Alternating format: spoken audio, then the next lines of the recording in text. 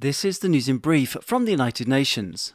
Malaria remained the single biggest cause of sickness and death among forcibly displaced people in 2020, with chronic hunger, neonatal mortality, respiratory infections and COVID-19 also major health threats, the UN refugee agency UNHCR said on Thursday.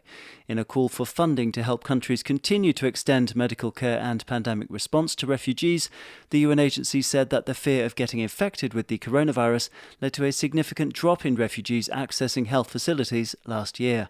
Vulnerable populations' capacity to cope was already severely stretched before COVID hit, UNHCR said, noting in its annual health review that 20% of refugees died from malaria, while respiratory tract infections killed around the same number. To help refugees during lockdowns, the agency promoted remote follow-up consultations and communication with refugee communities to allay fears about COVID testing and treatment and to quash misleading rumours. UNHCR supported access to primary health care and referral to secondary and tertiary care for refugees in 50 countries, hosting 16.5 million refugees in 2020. The practice of shutting down internet and mobile phone access to stifle dissent has become entrenched and more sophisticated in a growing number of countries, as governments seek to retain power, a top UN-appointed independent rights expert said on Thursday. Addressing the Human Rights Council in Geneva, Special Rapporteur Clement Voul warned that shutdowns are now lasting longer and becoming harder to detect. The tactics were not limited to authoritarian regimes either, he insisted. Internet shutdowns are rising out of control. The number of governments imposing internet shutdown during mass demonstration continue to grow.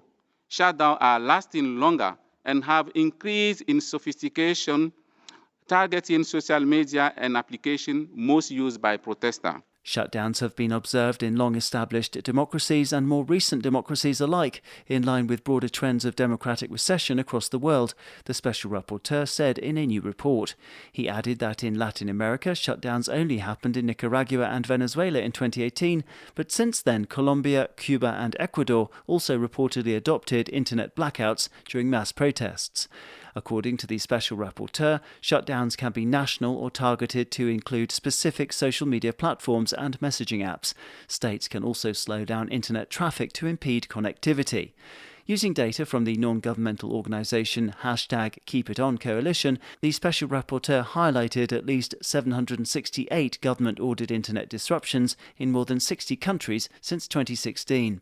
Finally, a call on Thursday from a UN rights panel to Turkey to reconsider its decision to withdraw from the Istanbul Convention, an international accord that seeks to tackle violence against women. Turkey's decision, which takes effect on Thursday the 1st of July, is deeply regrettable and should be reversed, the UN Committee on the Elimination of Discrimination Against Women, or CEDAW, reiterated. Making such a move in the midst of the COVID-19 pandemic could deepen the protection gap for women and girls at a time when violence against women is on the rise, CEDAW warned. The Istanbul Convention was opened for signature in May 2011 in Istanbul. To date, 35 member states of the Council of Europe have ratified or acceded to the treaty. Turkey notified the European Council of its withdrawal from the convention in March this year. Daniel Johnson, UN News.